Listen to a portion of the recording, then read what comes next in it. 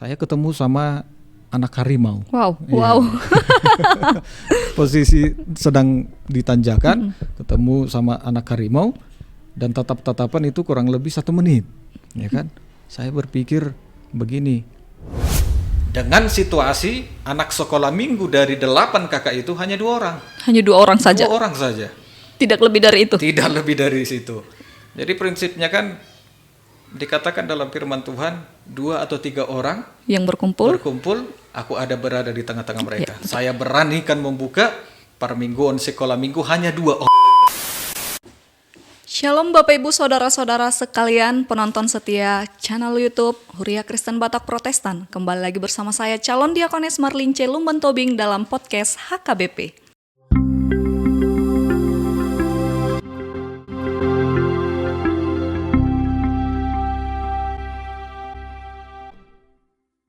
Podcast kita kali ini akan berbincang-bincang bersama calon pelayan yang sedang melayani di HKBP Pasurnatolu Distrik 9 Sibolga Tapteng Nias. Gereja ini merupakan salah satu dari sekian banyaknya gereja yang berada di pelosok yang telah dikunjungi oleh Opui Eporus HKBP pada 29 Mei yang lalu. Nah, langsung saja kita akan berbincang-bincang bersama calon pendeta Mikael untuk membahas lebih dalam bagaimana sih perkembangan dan kemajuan gereja HKBP Pasurnatolu pada saat ini. Halo To, apa kabar? Halo.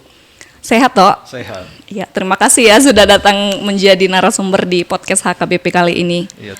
Langsung saja kita berbincang-bincang bersama calon pendeta Mikael Lumban Tobing untuk membahas lebih dalam mengenai perkembangan dan kemajuan HKBP Pasurnatolu. Halo To, selamat pagi. Selamat pagi itu. Bagaimana kabarnya To? Sehat. Baik, terima kasih. Nah, sekarang kita langsung saja ya To berbincang mengenai perkembangan dan kemajuan yang ada di HKBP Pasurnatolu. Tapi sebelumnya nih, pasti banyak teman-teman yang tidak mengetahui di mana sih letaknya HKBP Pasurnatolu ini begitu. Nah, bolehkah itu memberi sedikit gambaran mengenai letak dan lokasi gereja HKBP Pasurnatolu ini? Apakah jauh dari pusat kota atau dekat begitu Toh? Iya. HKBP Pasurnatolu adalah salah satu gereja yang masuk di dalam distrik 9 Sibolga Tapteng Nias. Yep. HKBP Pasurnatolu itu bagian dari salah satu gereja induk yaitu Resort Naipospos. Kalau pertanyaannya tadi, HKBP Pasurnatolu apakah jauh dari pusat kota? Jarak dari pusat kota yaitu kota Sibolga kurang lebih 45 menit. Sedangkan jarak HKBP Pasurnatolu ke Resort Naipospos itu ditempuh kurang lebih 40 menit dengan akses jalan yang cukup sulit karena itu terletak di desa Dolok Patis. Kalau orang-orang sana katakan Dolok Patis ya karena patik, istilah Batak kan, memang terus menanjak, mulai dari awal terus menanjak, jadi jarak yang ditempuh pun semakin sulit karena akses jalan ke sana ada beberapa yang jalannya masih tanah. Itu kira-kira gambaran dari letak Pasurnatolu. Wah, luar biasa sekali. Berarti kalau harus ke sana penuh tantangan berarti ya Toh ya? Itu, ya. Nah, bagaimana Bapak Ibu? Apakah ada niat nih mengunjungi HKBP Pasurnatolu?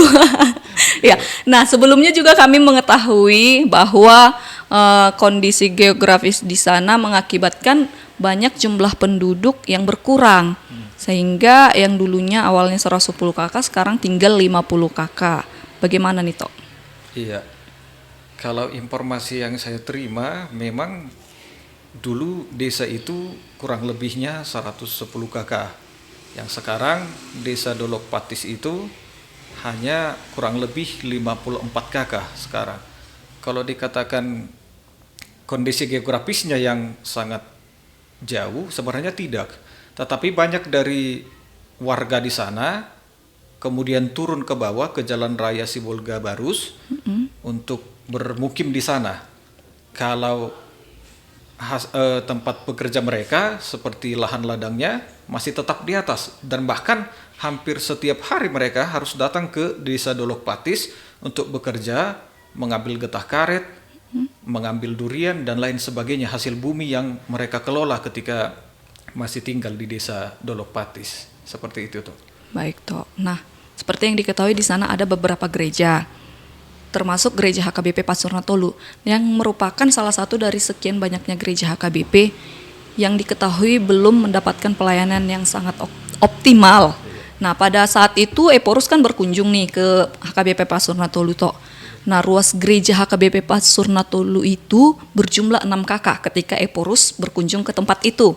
Dan kami memperoleh informasi bahwa pada bulan Juli yang lalu ruas di sana atau jemaat di sana sudah bertambah menjadi 8 kakak. Nah, bolehkah Ito menceritakan kepada kami apa dan bagaimana latar belakang yang dihadapi oleh saudara-saudara kita jemaat yang ada di sana? Iya, berbicara soal latar belakang yang dihadapi saudara-saudara kita, sebenarnya sebelum berdiri HKBP Pacurna Tolu, di sana ada gereja yang bernama HKBP Dolok Patis. Kemudian gereja ini terpecah, muncullah gereja HKBP Pacurna Tolu, yang dulunya HKBP Pacurna Tolu dan HKBP Dolok Patis ini masih beresort ke Kolang. Jadi sering perkembangan zaman, HKBP Dolok Patis tutup dan bertahanlah HKBP Pacurna Tolu yang dipimpin oleh seorang sintua, Amang Situa Usman Situmeyang.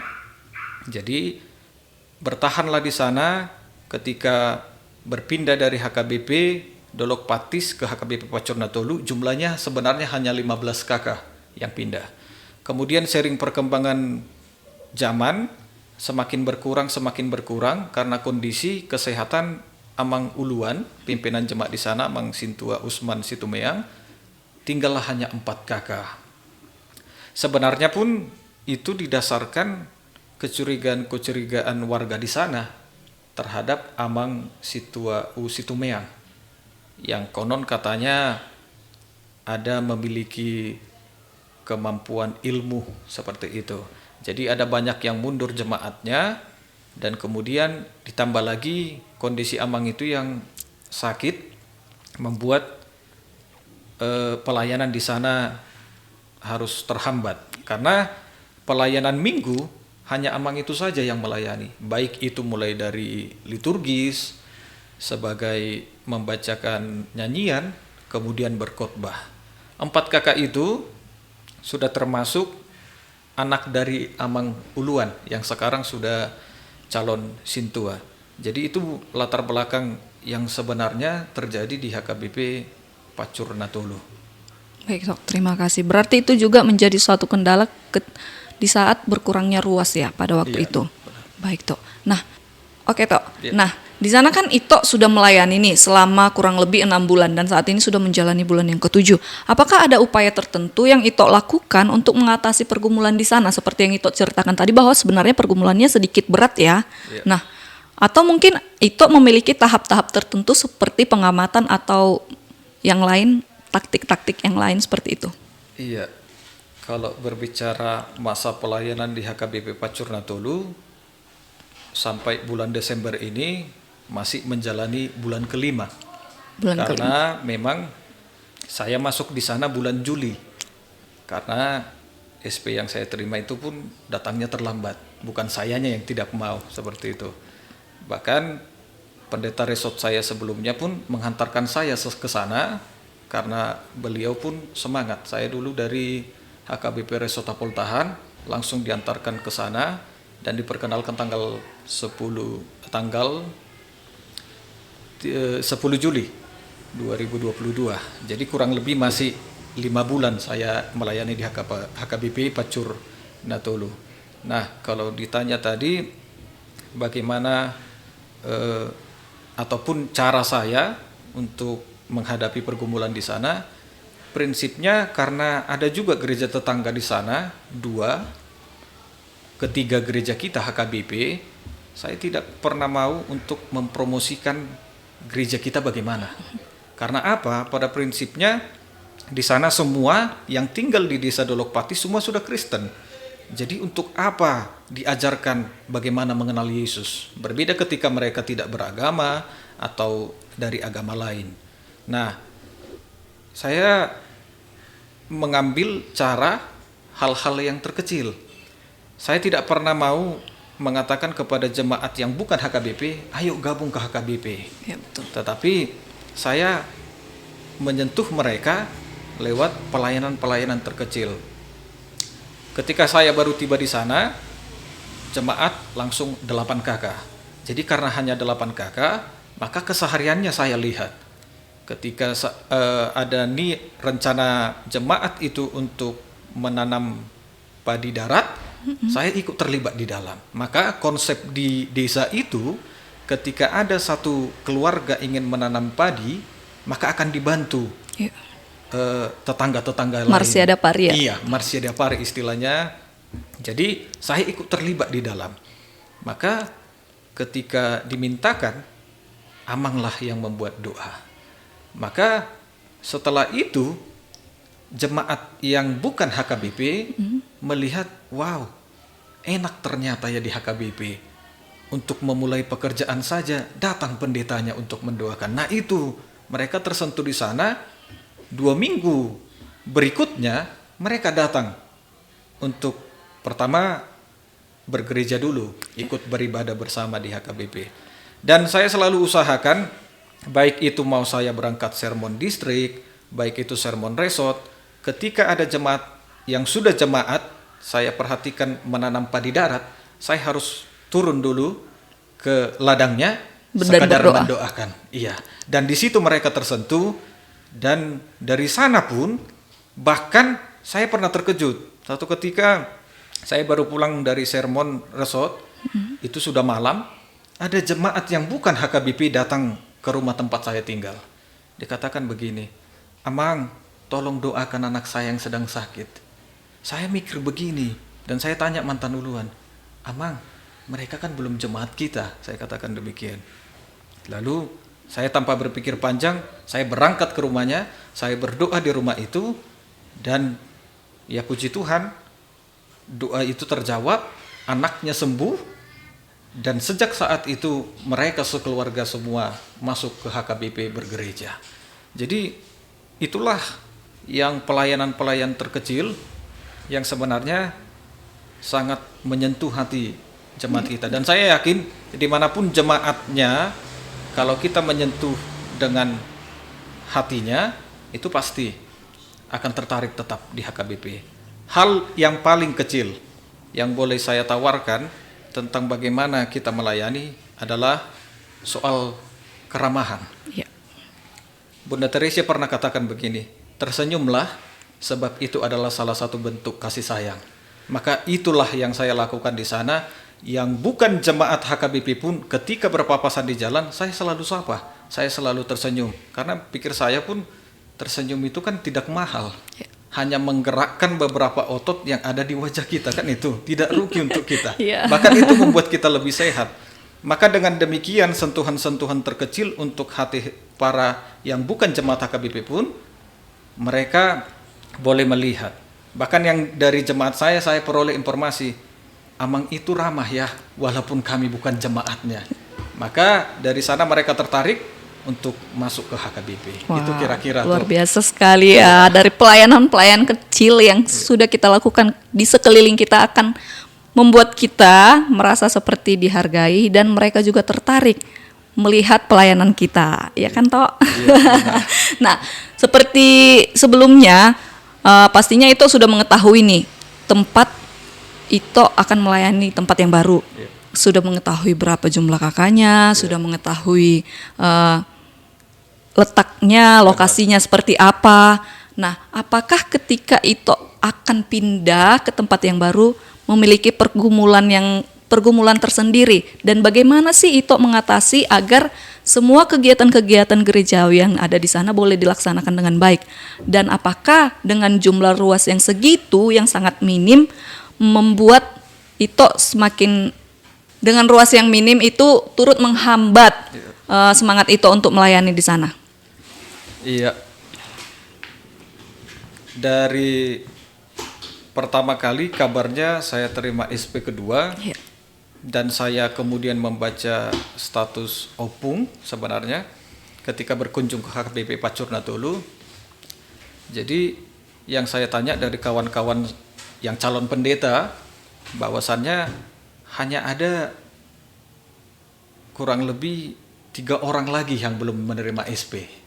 Maka ketika saya membaca status opung di Facebook, dikatakan di sana saya telah menugaskan seorang calon pendeta di sana. Jadi saya ketika membaca itu sudah yakin pasti ini saya. Iya, ketika saya masih berada di HKBP Resort Hapoltahan. Karena hitungannya ya pasti saya ini. Saya sudah begitu yakin. Udah feeling ya. Udah feeling. Maka dengan semangat juga saya cari informasi soal HKBP Pacur Natolu, bagaimana medannya, apa yang lewat postingan opung juga. Ternyata datang kabarnya bahwasannya langsung ditelepon biro personalia untuk tetap berangkat walaupun SP belum datang, kan gitu. Jadi dalam hati saya, apa dasarnya saya pergi ke sana tidak ada SP, kan begitu. Maka terakhir ternyata saya berusaha untuk menghubungi pendeta resort supaya, karena tertanggal di SP sebenarnya kan tanggal 1 Juni SP kedua, nanti dipikir saya yang tidak mau pergi ke sana dan berangkat ke sana. Kalau yang setelah opung kunjungi ke sana, tentunya ada semangat dari jemaat di sana. Dan tentunya semua bangga, karena tidak semua gereja bisa dikunjungi orang nomor 1 di HKBP. Itu kebanggaan tersendiri dari semua jemaat di sana, baik itu HKBP maupun yang tidak HKBP. Kalau yang dari luar HKBP katakan begini, presidennya HKBP loh datang ke tempat ini, ke tempat yang terpelosok dan terpencil ini. Maka dari sana pun jemaat di sana merasa bangga dan mereka bersemangat untuk tetap di sana. Kalau pertanyaannya tadi, apakah jumlah kakak itu menghambat pelayanan gereja di sana? Saya katakan tidak. Maka dari jumlah itu saya sendiri yang semangat. Pertama, maka ketika 8 kakak saya di sana baru datang, saya katakan kepada jemaat, Amang, Inang, kita buatlah pertanggungan keluarga. Tempatnya di gereja ini saja. Kita mulailah minggu depan. Ya, penuh sukacita, kami memulainya dengan semua datang. Baik itu yang muda, baik pun itu yang sudah tua, datang. Kami mulainya di gereja. Dan tanpa saya instruksikan, saya perintahkan, mereka lakukan sesuai dengan yang biasa di HKBP. Kan biasanya kan kalau pertanggungan keluarga itu kan selesai pertanggungan ada snacknya. Ada sih ya, betul. Maka ada kerinduan dari hati jemaat, dia bawa dari rumahnya, dia berikan makanan dan minuman, dari akulah itu Amang, katanya. Luar tidak biasa. Usah dari tinggal ya. Jadi saya di samping terharu, saya juga melihat kesungguhan dan semangat dari jemaat. Ternyata ketika ada pelayan yang di sini membuat, mereka akan lebih semangat lagi. Maka setelah pertanggungan lulus, saya katakan harus ada juga permingguan untuk sekolah minggu. Dengan situasi anak sekolah minggu dari 8 kakak itu hanya 2 orang. Hanya 2 orang saja? 2 orang saja. Tidak lebih dari itu? Tidak lebih dari situ. Jadi prinsipnya kan dikatakan dalam firman Tuhan, 2 atau 3 orang yang berkumpul, aku ada berada di tengah-tengah mereka. Saya beranikan membuka permingguan sekolah minggu hanya 2 orang.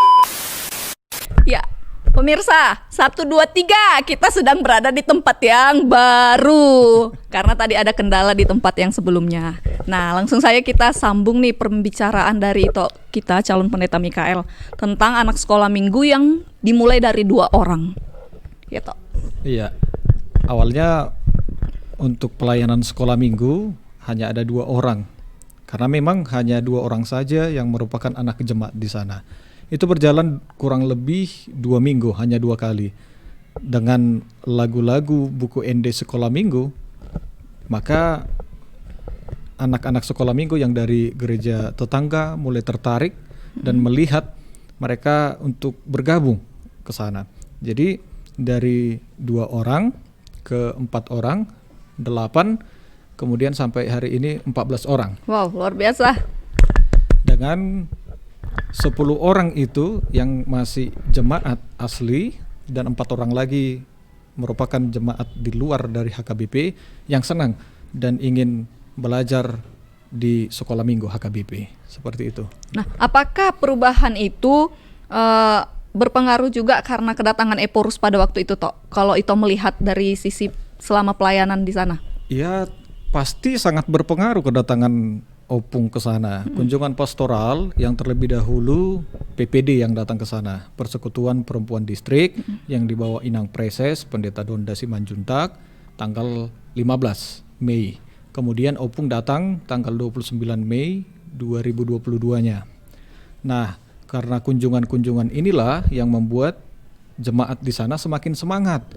Dan tepat kedatangan Opung ke sana ketika mengadakan kunjungan pastoral, di situ juga Opung menjanjikan seorang calon pendeta yang akan melayani di sana. Jadi Opung yang bawa langsung surat penugasan atas nama saya. Jadi Opung janjikan di sana, janji Opung terpenuhi ketika saya sudah diperkenalkan di sana.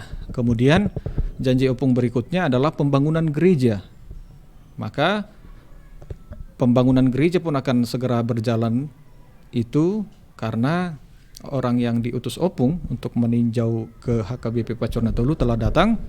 Hanya saja terkendala karena adanya jalan yang rusak sebenarnya sekarang di sana akibat curah hujan yang tinggi. Jalan yang dulunya ketika Opung datang ke sana tanggal 29 Mei rusak, itu diperbaiki kemudian rusak lagi, tidak kurang lebih hanya bertahan 2 bulan, ambruk kurang lebih 1,2 meter ke 1,5 meter. Jadi itu menghambat untuk proses pembangunan gereja HKBP Pacur Natolu nantinya. Kira-kira seperti itu. Ya, selain target untuk membangun gereja yang baru atau membenahi gereja yang baru, apakah ada target yang lain nih dari Ito sendiri yang mau dilakukan di sana? Target dari saya sendiri yang melayani di sana sebagai calon pendeta, saya juga katakan ini kepada Inang Preses ketika sermon resort di HKBP Pacur Natolu, tepatnya tanggal 1 September 2022 yang lalu, berketepatan di hari ulang tahun Inang Preses. Maka saya katakan sama Inang Preses, Inang, ketika janji-janji Opung untuk HKBP Pacur Natolu akan semakin banyak jemaat yang datang, akan semakin semangat jemaat yang ada di HKBP Pacur Natolu. Janji pertama sudah dipenuhi Opung, kedatangan saya sebagai calon pelayan yang melayani di sana. Janji kedua, pembangunan fisik gereja. Ya. Kemudian yang berikutnya adalah saya katakan sama Inang Preses, kalau dari segi kuantitas mungkin itu akan cepat, artinya mempertambah jumlah jemaat itu akan mudah untuk dilakukan. Tetapi untuk kualitasnya sekarang, apakah mereka bisa bertahan tetap di HKBP atau tidak? Maka target saya adalah di kualitas iman jemaat untuk tetap setia di HKBP. Maka sangat penting dan sangat segera seharusnya ketika bangunan HKBP Pacur Natolu itu segera dilakukan. Ya, tapi karena kondisi jalan yang tidak memungkinkan jadi menghalang ya, Tok ya. Iya. Artinya saudara-saudara yang di sana harap bersabar karena bukan tidak ingin melakukan, tapi memang sedang ada terhalang karena jalan yang ambruk sehingga prosesnya agak lama. Jadi kita doakan saja untuk saudara-saudara kita yang sedang menunggu supaya senantiasa bersabar dalam pengharapan karena pasti ditepati janjinya ya kan, Tok? Iya. Apalagi kalau udah Opung. Iya, Opung yang bicara pasti selesai itu nanti. Iya. Baik. Artinya kita harus sabar saja dalam prosesnya. Nah, berarti selama di sana itu kerinduan-kerinduan jemaat sudah terjawab sedikit demi sedikit dengan kehadiran Opung, dengan kehadiran PPD, kehadiran Ito sebagai calon pelayan. Artinya kerinduan mereka secara rohani pun sudah terjawab karena adanya keoptimalan dalam pelayanan bagi mereka. Benar. Nah, pastinya Ito sendiri nih punya pengalaman-pengalaman baru selama melayani di sana. Tapi di-share dulu nih pengalaman yang sangat-sangat berkesan nih selama di sana. Iya, pengalaman yang sangat berkesan itu karena Desa Dolok Patis itu sebenarnya ada di kawasan hutan dia. Maka pengalaman yang paling berkesan selama saya melayani ya, sebenarnya masih tempat kedua sih, tapi cuma sangat berkesan ketika pulang dari menerima bantuan sepeda motor yang dari Opung. Itu kurang lebih pukul 5 sore berangkat dari sini dan sampai di sana kurang lebih pukul 7 malam. Itu baru mau naik. Maka tepat di tanjakan yang pertama saya ketemu sama anak harimau. Wow, Iya. wow. Posisi sedang di tanjakan, ketemu sama anak harimau dan tatap-tatapan itu kurang lebih 1 menit, ya kan? Saya berpikir begini, ya Tuhan kalau izinkan, ya jangan mati konyol juga lah kan begitu. Jadi ya puji Tuhan, karena saya tenang, anak harimaunya pun tenang, ya udah akhirnya anak harimaunya pergi, saya pun lanjut perjalanan. Yang lucunya, saya bisa bilang katakan ini lucu karena setelah nyampe di rumah saya katakan saya jumpa anak harimau itu biasa katanya sama orang di sana. Sama orang di sana itu udah biasa ya. Biasa Tapi bagi katanya kita kan. yang baru Bagi ini, kita yang baru kan, wow, shock. iya. Jadi dikatakan bahwa sannya anak harimau itu ada 3 ekor dan itu adalah peliharaan. Konsepnya begini saja, sepanjang kita tidak mau mengganggu, sepanjang kita bertujuan baik untuk datang ke tempat itu, maka tidak akan ada juga gangguan kepada kita. Tapi betul itu pengalaman yang cukup menegangkan dan luar biasa di dunia pelayanan HKBP Pacur Natolu. Dan baru pertama kali ya, Tok? Baru pertama kali. Jumpa sama anak harimau. Benar. Wow. Kalau di kebun hewan kan sering, tapi Iya. ada pembatas kan gitu. Ini kan bertatapan langsung jarak kurang lebih hanya 50 cm. Wow, luar biasa. Tapi Iya. Tuhan senantiasa melindungi ya Iya. perjalanan itu sampai ke tempat pelayanan. Ya makanya bisa sampai hadir di Iya. sini sekarang. Nah, dengan ekstrimnya medan pelayanan nih Tok, selain jalan yang susah, akses yang susah, berada di tengah hutan seperti yang Ito bilang tadi, dengan jemaat yang hanya 8 kakak, apa sih yang menguatkan Ito bisa sampai sekarang masih bertahan dan masih memiliki motivasi yang kuat untuk melayani di sana? Iya, kalau ditanyakan soal motivasi dan yang menguatkan saya, itu panggilan saya yang pertama.